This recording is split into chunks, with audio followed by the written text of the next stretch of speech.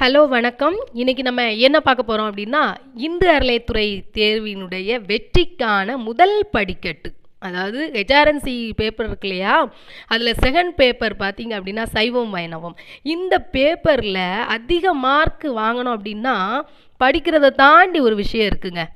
அது என்ன அப்படின்னா தேடுதல் அப்படின்னு தான் நான் சொல்லுவேன். அதாவது நம்ம ஊரில் நிறைய கோயில்கள் இருக்குது, நிறைய கோபுரங்கள்லாம் கட்டியிருக்காங்க இல்லையா. இந்த கோபுரங்கள் ஏன் இவ்வளோ உயரத்துக்கு கட்டியிருக்காங்க, ஏன் இதில் இவ்வளவு சிற்பங்கள் இருக்குது, ஏன் இதுக்கு மேலே கலசங்கள் வச்சுருக்காங்க, ஏன் இத்தனை கலசங்கள் வச்சுருக்காங்க, ஏன் ஒவ்வொரு கோபுரத்துக்கும் வேறுபாடுகள் இருக்குது, ஏன் இவ்வளோ விக்கிரகங்கள் இருக்குது, ஏன் இவ்வளோ பிரகாரங்கள் இருக்குது, இந்த மாதிரி ஏன் ஏன் ஏன் அப்படி நீங்கள் கேள்வி கேட்க ஆரம்பிச்சிட்டிங்க அப்படின்னா அந்த கேள்வியுடைய தேடுதல் வந்து ரொம்ப ஆழமானதாக இருக்கும். சரிங்களா, ஆத்மார்த்தமாக இருக்கும். அப்போ கிடைக்கக்கூடிய பதில் வந்து உங்களுக்கு மறக்கவே மறக்காது. இதுதான் வெற்றிக்கான ரகசியம், இதுதான் வெற்றியுடைய முதல் படிக்கட்டு. சரிங்களா, எல்லாருமே சொல்லுவாங்க இல்லையா, நிறைய டெஸ்ட் போடுங்க டெஸ்ட் போடுங்க டெஸ்ட் போடுங்கன்னு சொல்லுவாங்க. ஆனால் இவங்க என்னடா வித்தியாசமாக சொல்கிறாங்க அப்படின்னு தெரியும். ஆனால் உண்மையிலே அப்படின்னா இதுதான் உண்மை. என்ன அப்படின்னா, நான் கூட பார்த்தீங்கன்னா ஒரு 170 போட்டிருந்தேன், ஒரு எக்ஸாமில் 170 போட்டிருந்தேன் ஹெச்ஆர்என்சி பேப்பரில். நான் ஒரு டெஸ்ட்டு கூட போட்டு பார்த்ததே கிடையாது. சரிங்களா, அது காரணம் என்ன, இதோட பேக்ரவுண்டு இதுதான். ஒரு ஆர்வம், தேடுதலில் இருந்தக்கூடிய ஒரு ஆர்வம், அதுக்கான நமக்கு பதில் கண்டுபிடிக்கணுங்கிற ஒரு ஆர்வம் இருந்தது. அதுக்கப்புறம் வந்து பார்த்திங்க அப்படின்னா ஷார்ட்கட்ஸ், நம்முடைய தேர்வுக்கு ஷார்ட்கட்ஸ் எந்த அளவுக்கு கை கொடுக்கும் அப்படின்னா, என்னை பொறுத்தளவில் வந்து ஷார்ட்கட்ஸுங்கிறது ஒரு குறுக்கு வழி, அது எந்த வகையிலுமே கை கொடுக்காது அப்படின்னு தான் நான் சொல்லுவேன். சரிங்களா, இந்த வீடியோவோட முடிவில் நீங்கள் தெரிஞ்சுக்கோங்க, இந்த ஷார்ட்கட்ஸ் உங்களுக்கு வேணுமா இல்லை வேண்டாமா, இது எந்த வகையில் பயன் கொடுக்கும் அப்படிங்கிறத நீங்களே முடிவு பண்ணிக்கலாம். எப்படின்னா, இப்போ ஒரு எக்ஸாம்பிள் எடுத்துக்கோங்க.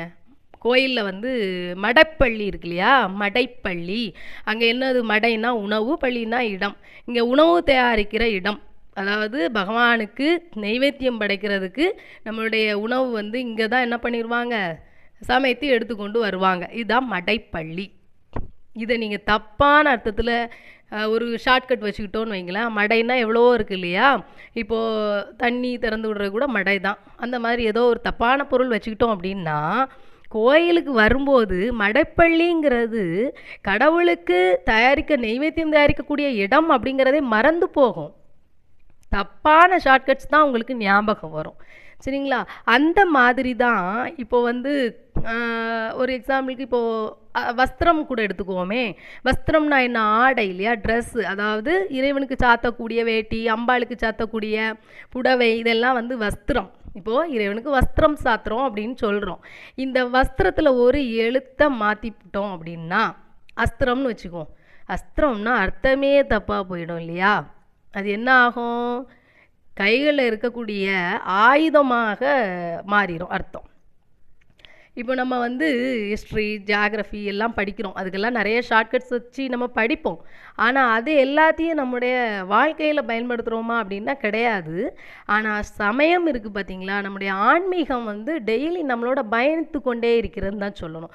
அன்றாடம் வாழ்க்கையில் நம்ம காலையில் வேலைக்கு போகிறோம் அப்படின்னா காலையில் எழுந்திரிச்சிட்டு திருநீர் வைக்கிறோம், சந்தனம் இடுறோம், சாமி கும்பிடுறோம், அதுக்கு பிறகு தானே வேலையை ஆரம்பிக்கிறோம். அந்த மாதிரி கோயில்களில் கூட பாருங்கள், எல்லா நாளும் எல்லா மாதமும் விசேஷமான நாட்கள் தானே. அது சித்திரை ஆகட்டும், வைகாசி ஆகட்டும், ஆனி, ஆடி, எந்த மாதத்தில் தான் விசேஷமான நாட்கள் இல்லை. இப்போ ஒரு மாதத்தில் எடுத்துக்கிட்டோம் அப்படின்னா பிரதோஷம் இருக்குது, சங்கடகர சதுர்த்தி இருக்குது, ஏகாதசி இருக்குது, எல்லா நாட்களும் விசேஷ நாட்களுக்காகத்தானே இருக்குது. அப்போ எல்லா நாட்களும் நம்ம வந்து கடவுளோட ஆன்மீகத்தோடு தானே பயணிக்கிறோம். அந்த பயணத்தை வந்து ஒரு ஷார்ட்கட்ஸ் மூலமாக தப்பாக சொல்லி கொடுக்கும்போது அது தப்பான அர்த்தத்தை தந்துவிடும்.